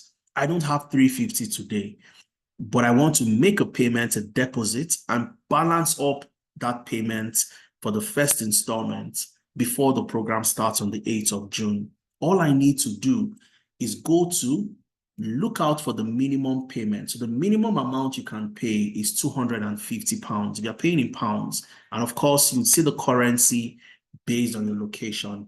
I'll just come in here, enter £250 to secure my slots. I click on reserve a seat. Immediately, I enter my full name. All right, I enter my name, Adeza Suleiman. Okay, enter my email. Okay, I can go ahead and make my payment with my card. Okay, my card details, and then I get to make payments. Once you make payments, you get an automated receipt into your email. The automated receipts would also have a link for you to register all your details. All right, let's go back to the brochure. It's opened now, and we'll just walk through. This shows you everything the program would cover, like I said. And all you have to do, you'd see the nitty-gritty of the things you're going to learn, your Excel, your financial analysis, and so on. And if you scroll down, you see the type of projects you're going to work on. But I want to take you to your trainers and your facilitators, the people that will train you in class, so you have a good look at them. Okay, this is Nene. Nene is the same person that prepared Akintayo for his CFO interview. Nene has worked with KPMG while she was in Nigeria. She's worked with Bank of America. She currently works as a senior financial planning and analysis professional with Zelos in the UK. Zelos is an authorized licensee of Nike, right? She currently works with Zelos, and she's had so many experience across different industries. You'd also work with Teniola. Teniola currently works with Deloitte in the UK, one of the big fours, as a customer digital analyst. All right, she's an assistant manager, over 5 years experience working in the finance space. You'd also work with James Jenas. James Jenas is also an assistant manager with Coca-Cola. All right.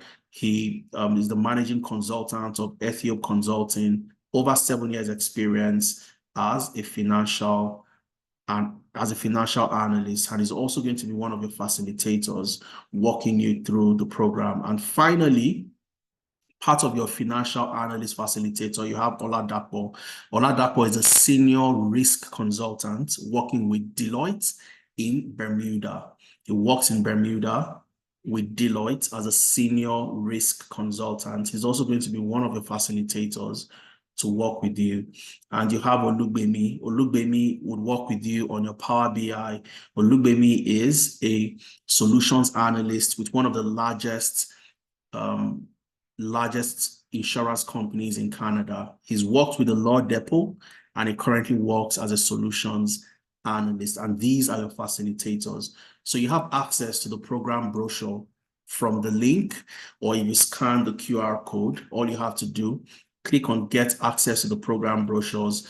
You select the program you want to join. If it's HR or financial analysis, select it, and it takes you to where you get to make payments. The most important thing is to secure your discount before the discounted slots are gone. Okay, I just needed to show you how to go ahead and do that, and I'll take questions from you so we can wrap up in the shortest time possible. Okay, so I'll first of all go through the charts to see the questions we have. No, we don't guarantee you jobs because we don't own the jobs, Chukwuebuka. All right. So what we guarantee is you will get an interview because of all the things we've put in place, and we will prepare you for that interview. All right. And our success rate is 92%. When you work with us, we train you, prepare you for interviews, and so on and so forth. You will land that job. All right. So if you want to speak, you want to unmute yourself, please, you can feel free to do that, but I'm going to take questions in the chat. Okay, somebody's asking, is the certificates will get recognized in the UK? Our certificate is recognized across the globe, not just in the UK. And you'd see that from the jobs people have gotten that have worked with us. And I'll reiterate this one more time. Nobody would ask you for a certificate. I don't know if you reside in the UK, Ali Anoluwapo. I've lived in the UK, I've studied in the UK. Nobody would ask you for any certificate. What you'll be asked for is your skills and experience. I mentioned that competence over credentials. So focus on the right things, which is on acquiring the skills, number one, and building your experience by working on projects. Those are the two major factors that will get you the job fastest. And this is one of the major reasons why people, especially Africans that look like me, would rather get a job in the care sector, even though they've been bank managers in Nigeria, but they go to the UK, they go to Canada, and they're working in care, okay, or working in the warehouse, rather than getting jobs like this as a HR analyst, as a financial analyst, okay? So you don't want to fall into that same trap by chasing things that are irrelevant and not necessary. All right. I'll check for more questions. If we have more questions, let me see. Is all these programs run in South Africa where I do my internship? So Lubenga is in South Africa. It doesn't matter where you are. We have participants from across the globe, okay? So all your sessions are virtual instructor led. So you have a trainer, just like the way I've walked you through the presentation for over an hour, 54 minutes. You have a trainer who will work with you every Saturday. You work on projects together, and I'll show you what the platform looks like very quickly. And I think from there, if we don't have any additional questions, we will call it a day. All right. So let's go to this is the financial analytics classroom that started in March 24. You'd see that 0324. Okay. So when you come into your classroom, one of the first things you'd see when you join us, you've made payments, we onboard you into your classroom. One of the first things you'd see are your employability resources, important materials. You have a link to book your interview session. If you have an interview, all you have to do, come in here, click on the link. It takes you to a Calendly. All right. You fill your details. You check for the time available. There's a time available on Friday, for example. I click on that. I want to have my interview at this time. I select the time. I enter my name. I enter my email. And I would enter the details of the job I'm trying to apply to, and I'll schedule my interview prep. Somebody would meet with me to prepare me for my interview. You have a job application tracker that we use to track the jobs you're applying to, and you would also use to record the jobs you are applying to, so you can tell, because the volume of jobs you apply to plays a major role in you eventually securing interviews. So it's something we track, and we nudge you when we see that your rate of applying has dropped over a certain period. We also share with you the type of roles you can apply to on LinkedIn, how to shape your LinkedIn profile. You know, we send this to you. You have access to the type of jobs you can apply to as a financial analyst, and so on and so forth. We also share the right templates. I mentioned that earlier, the Wharton CV templates for the ideal financial analyst. So once you are done with your CV review session, you also get this template that you modify from time to time. We share the links to different job sites, some that you are aware of, and some that you definitely are not aware of, because these are paid platforms that we make available to you, where you can also get amazing opportunities from. All right, but let's go to the classroom itself, and I'll show you the way the classroom runs. So this is the class that started in March, which means that they've covered quite a lot during their program. You start with problem solving, like I said, and it doesn't matter when you start. It doesn't matter if you miss this class or you join the live class. And that's the amazing stuff with the virtual instructor-led classes. So let's assume the first Saturday you missed the Saturday class. The recording is there. All you have to do is come to the class recording and watch everything that happened in class. Okay, your slides are there as well. You can access the slides. You see everything that happened. And if you have questions, we have something we call the drop-in session. Let me just move there. I think it's right at the top. We have something we call the drop-in session. Okay, now what's the drop-in session all about? The drop-in session is designed for people who have questions and they don't want that question to be answered via text message on WhatsApp or via emails. They want the trainer, the data coach, to sit with them, look at the problem they have. So we have those drop-in sessions every Wednesdays, where if you have a challenge that you want somebody to look at, they look at it. If you've missed a class on a Saturday, you want to catch up, you have a catch-up session, which is also called the drop-in session. All right. Now, let me show you what we mean when we say project-based learning. Let's go to Power BI. Let's see the Power BI class. All right. What do we mean by project-based classes? So let's go to the class material for this Power BI, class, and let's see what they've done. Click on this link and it takes you into the Power BI class. Now, one of the first things you'd see is your projects are what? Case study based. So you currently work for a particular real estate company, all right? And what you are expected to do is using your Power BI skills to help them solve the challenges that they currently have. Currently, the organization utilizes only Excel to compile and analyze their reports on its monthly sales, transaction data, and so on and so forth. So because of this, there are some inefficiencies in reporting. There are data integrity issues, limited analytical capabilities, and so on. So what are you meant to do? What's the solution you're meant to provide? You are meant to do what? Automate the reports into Power BI. Okay, so migrate their Excel reports into Power BI, which is a major factor, a major project you are definitely going to work on. All right, so you have the key steps, and these are projects. At the end of the day, you build something that looks like this.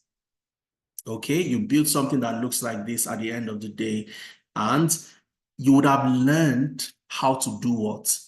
How to take data from a company that has a problem, use a tool like Power BI to solve that problem for the company. So when you get into an interview, you are not speaking from a point of somebody who has watched a YouTube video or watched a Udemy video. You are speaking from somebody who has solved a real world problem, because these case studies were curated from my experience, from experience of other industry experts that have worked in the Big Fours, KPMG, Google, PwC, EY, and the rest. They create these case studies and you get to work on these case studies to gain experience. Same with the HR Analytics program as well. And I'll just show you one project from HR. You also have your employability resources, you know, the HR CV templates and all those amazing stuff. And of course, let's look at one of the classes, the HR Analytics Live Class 3.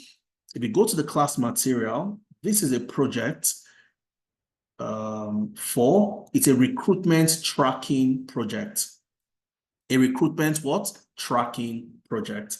So you first of all understand the recruitment tracking in HR analytics. What's the role of a HR analyst in tracking recruitment? Why is recruitment crucial? How do you track? How do you get the data? And so on and so forth. Okay. What's the challenge? This company called Novocore their current recruitment process faces several challenges. They track recruitment manually, there are communication gaps, and the data is also fragmented. This is the problem. How do you solve the problem? So your mission as the HR analyst is to what? Develop a comprehensive recruitment tracker. It's a real life project. So you'd work on getting the data, do all the stuff you need to do. And at the end of the day, you'll be building an amazing dashboard, to showcase the tracking of recruitment in that company. And all the other classes are all case study based. This is another one on compensation management. Compensation management. All right. So I'm going to draw the curtains here, because this gives you a clear idea. You'd see your mentorship sessions, which happens every week, your body mentorship sessions, like I mentioned. If you scroll down, you'd see your Upwork optimization sessions. You'd see your another mentorship sessions, because it's weekly, happens every week. So you'd see that coming up often. All right. Data storytelling, where you're going to learn data storytelling, and so on and so forth. And that's what the structure of the class looks like. And I'll share the links of all of this. I'll put them on my slide so you have the opportunity to take a look at it one more time. All right. I'll just check if we have more questions in the chat. Mrs. Ife said, I'm a qualified ACCA accountant looking to diversify into a different career path. Do you have any workshop addressing people like me already within the industry? So again, like I mentioned earlier, it all depends on where you want to start, the program you want to join, okay? If financial analytics is one of the career paths you are interested in, my advice would be to take advantage of the discounts we have available to get your journey started as a financial analyst, all right? Experience counts, which is fantastic if you have previous experience, but the curriculum has been designed in a way that without any experience, zero experience, you start from scratch, from the foundation. Your problem-solving class starts with one question: what is data? You don't dive into anything complex, anything analytical. And my advice would be, take advantage of the discount. When you are filling the form, once you've made your payments using your card, your credit card or debit card, or if you make payments doing a direct transfer, because that option is also available. And let me just show you that very quickly. Okay, so if you make payments using the direct transfer option, paying to the pound account, the dollar account, the Naira account, or whatever the case is, take a screenshot of the payment, all right? And come back to this platform and click upload your receipts. Once you click on upload your receipts, you're going to get this form. If you pay with your card, the link to the form would get into your email automatically. But if you pay with a direct transfer, you need to take a screenshot and you fill this form. Now, Mrs. Ife, while filling the form, enter your details. Okay, and I'll show you where you let us know that you need to speak with me one-on-one or with any other industry experts at Tenalytics. So if you have specific questions based on your own, situation, we can help answer those questions. Type of payment: if you made a full payment, select that, click on next. Enter your first name. Okay, I'm just going to do this very quick. Enter your last name. Okay, your Gmail account. You enter that as well. All right, gender, male, click on next. Okay, you read the terms and conditions. You select yes. If there's any questions you have with regards to the terms and conditions, you can reach out to us, sending an email to enquiries@tenalytics.io or send us a WhatsApp message to any of these numbers. Okay, click on next. When did you make payments? I made payment today is on the 8th of May. You select that. If you've done a direct transfer, of course, you upload a screenshot. So just for the purpose of this illustration, let me go to my computer to upload any image. All right. Just upload any image. Click on next. What was your mode of payment? I made payments doing a direct transfer to the pound account. I'll select that, click on next. The name of the account, because some brothers pay for their sisters, some fathers pay for their children. So enter the name of the accounts that you use to pay. I'll enter that so we can track and ensure that we reach out to you. Which program are you paying for? So Mrs. Ife, this is what is important, okay? Now, you've not been able to select if you should go for the financial analytics or any other program. If you are sure, you select financial analytics. If you are not sure, you select what? I need to speak with a professional. All right, the moment you select this, we will receive your details and we schedule you for a one-on-one session on Tuesday. We have one-on-one sessions every Tuesday. We schedule you for one. We sit down with you, get your questions, the specific situation. Oh, I'm currently doing this. I'm doing that. This is why I'm confused. And we walk you through what you need to consider before selecting a career path. But like I mentioned, you really don't need to have any experience. If you have experience already as an accountant, a chartered accountant, fantastic. All the best for you. All you then need to do is add data analytics to your experience. All right, you do that, click on next. Again, for those who would want to start, maybe your June is already occupied, you have commitments for June, you can defer your program to start in July.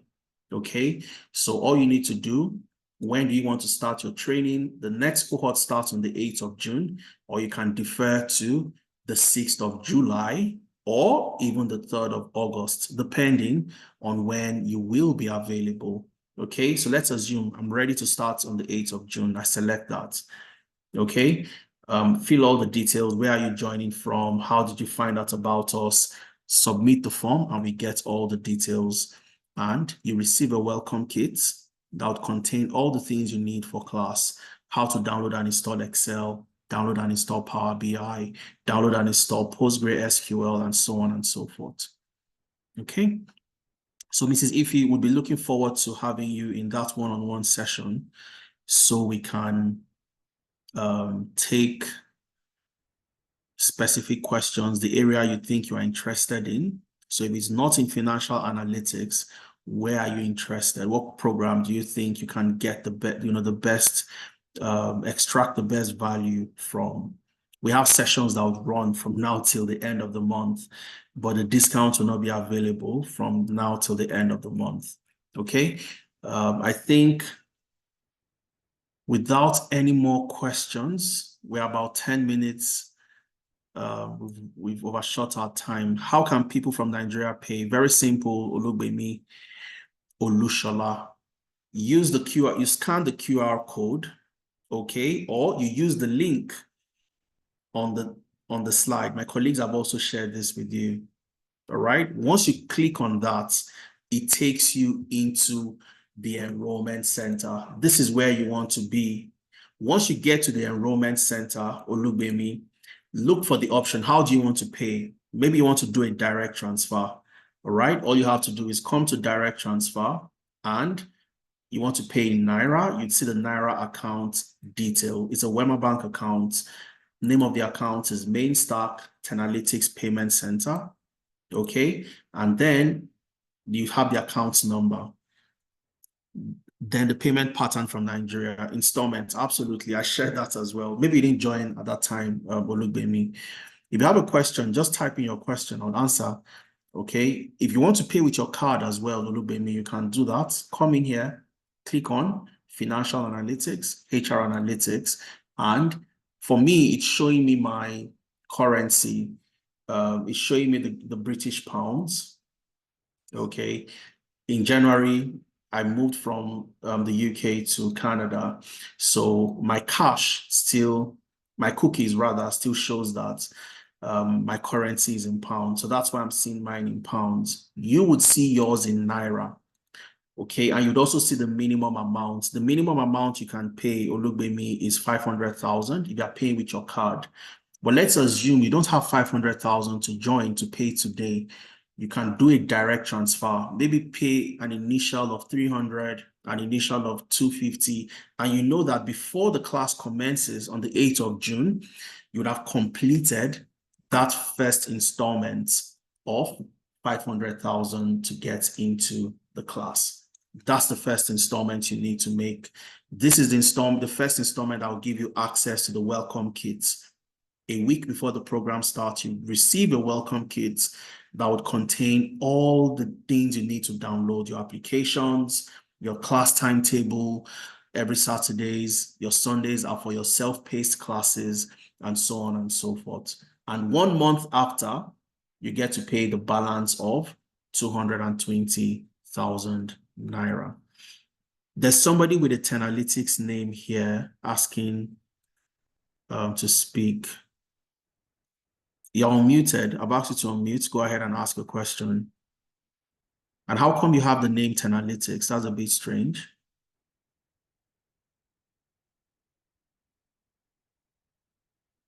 You're unmuted. Can you go ahead and ask a question if you have a question? Okay. All right. I think I've answered all the questions in the chat. The payment installment, I think I've shown you that already. Olugbemi. All right, and I've answered Mrs. Ife's question as well. Now, let's start to draw the curtains. Okay, Jeff is asking, do you have a professional from your program from other African countries? I think I saw most are from Nigeria, but I remain to be corrected. So like I mentioned earlier, we have people from across the globe. Sheila, for example, Sheila, her name is Sheila. Sheila is a Ghanaian. She joined us from Ghana. We have so many Ghanaians in our program. We have people from Kenya. We have people from Rwanda and South Africa. For you to have seen our adverts to join this masterclass, then you know that we have so many people from different other African countries. Because somebody that just moved to the UK paying NGN because cookies allows for only. So again, what you might want to do, good luck, is you might want to do a direct transfer or clear your cache. You go to your browser settings, clear your cache, and that will sort out that for you. But if you're in the UK, there is nothing you want to do. You'd still have the currency in pounds. So what you want to do is to make payments using the direct transfer, and that can work for you. Good luck. If that answers your question. All right. Okay. I think we can call it a day at this point. I'd like to say thank you to everybody that has stayed up until this moment. If you have a brother, you have a sister, you have a friend, a colleague in the office, you know they want to transition, they want to get a job across different regions, share the message with them, let them take advantage of the discounts that we have ongoing. All right. Also follow us across all our platforms. Search for me on LinkedIn. My profile is my name, Adeza Suleiman on LinkedIn. Search for Tenalytics. Follow us on LinkedIn. Follow us on Instagram, Facebook, across all the channels possible. And you will be the first person to get information on everything that comes up and any initiative that we have for you. Finally, go on YouTube, search Tenalytics, subscribe. There are so many amazing content for you there. And you also see the amazing testimonials from people that have gone through Tenalytics and have gotten amazing value. Okay, thank you very, very much for being a part of your Wednesday. It's 3:15 p.m. my time. In Nigeria, it should be 10:15 p.m. So thank you very much for being a part. In the UK, it should be 10:15 as well. So thank you for being a part of your evening today. And I hope you got value for your time. I look forward to seeing you in class. I look forward to you sharing the message, and I look forward to you being a part of the Tenalytics community. Thank you very much, guys, and do enjoy the rest of the day. Cheers, everybody.